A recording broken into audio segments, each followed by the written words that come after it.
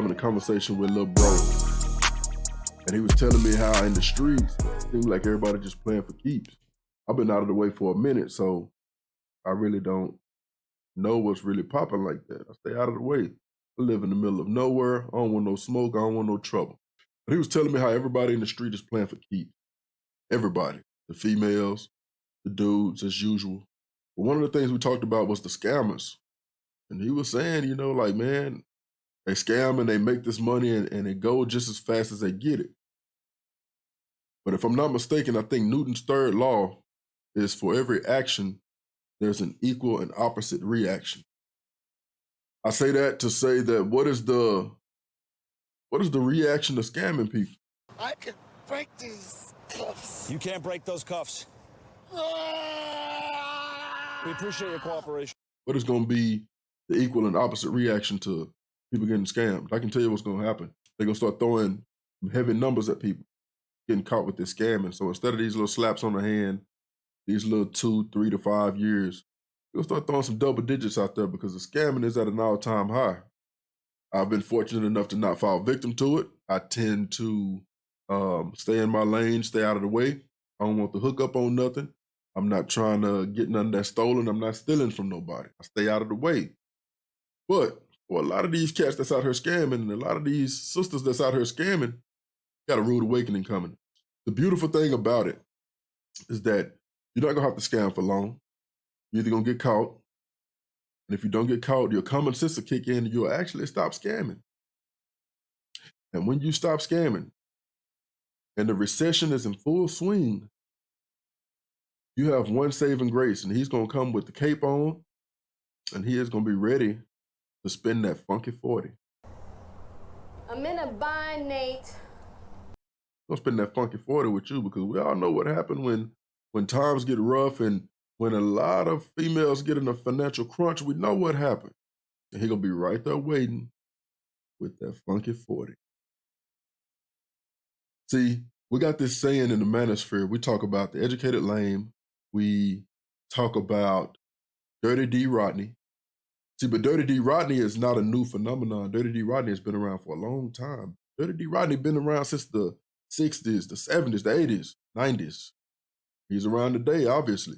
Dirty D. Rodney, back in the 80s, back in the 90s, at some point he got his act together. He became Mr. Rodney. And Mr. Rodney, oh, he's going to keep a $40. Most of us don't even carry cash nowadays, but Mr. Rodney, oh, he's going to carry some. He'll carry that funky 40. He'll be ready to spend it with you too. See, because in a recession, products have a tendency to do a couple things.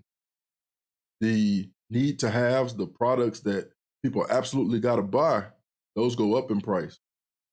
Luxury items, those tend to go down because not a lot of people are buying them. They're just trying to stay afloat. So what I would say to you scammers, and what I would say to you finesses, and what I would say to you sisters that have a tendency to meet up with these brothers and go on foodie calls with no intention of spending a lot of time with them, no intention of putting out, no intention of actually taking these guys serious, they're going to start pulling up with one hand out the window and a fist with 220s in it, trying to spend that funky 40. Now, there's a way to avoid this. You can actually take one of these guys that you have in your mini rotation. You can take one of these guys seriously. And you can actually get in a relationship and see where it goes. Or you can be upfront with them and say, hey, I'm not sure that you the guy, but I kind of like you. You kind of like me. We seem to be vibing. That's a term everybody like to use nowadays, vibing. The energy is right. You can link up with these guys and you can try to turn it into something serious so that once the recession is in full swing, you don't have to take the full brunt of what it means to be in a recession. But you brothers, if you are not in an industry or in a position where you will be deemed as a must-have, where you will be deemed as super important, and I would advise you to start looking at what industries can I get in so that I can be recession-proof. I'm lucky enough to be in an industry where we're deemed recession proof. Anytime a recession happens or anything like COVID happens, business picks up for us in my personal business and in my day job. So the question is, when this recession is in full swing and people are really scratching and trying to get all of their crumbs together, on which side of the fence will you lay?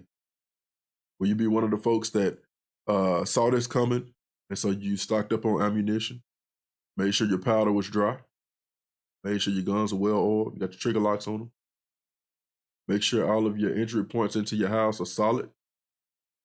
And I'm not saying it's going to turn into a third world country or nothing like that. I'm just saying the people who are not being the ant right now, they're going to turn into the wolves when it get really bad. But don't you worry, though. Especially for the sisters, don't you worry. Because there will always be a Mr. Rodney who used to be Dirty D Rodney. Oh, he going to be around. And you already know what he going to have, them 220s. Ready to hand them off. But it's not going to come without a cost. Don't say I didn't tell you. You don't have to believe me. You can think that I'm just a guy in a Kango talking noise. I don't know what I'm talking about. That's cool. But give it a couple of months. Give it a year. We'll see where the economy at is. We'll see who comes out unscathed. And we'll see who come out on the other side looking 10 years older. That's all I got for y'all tonight.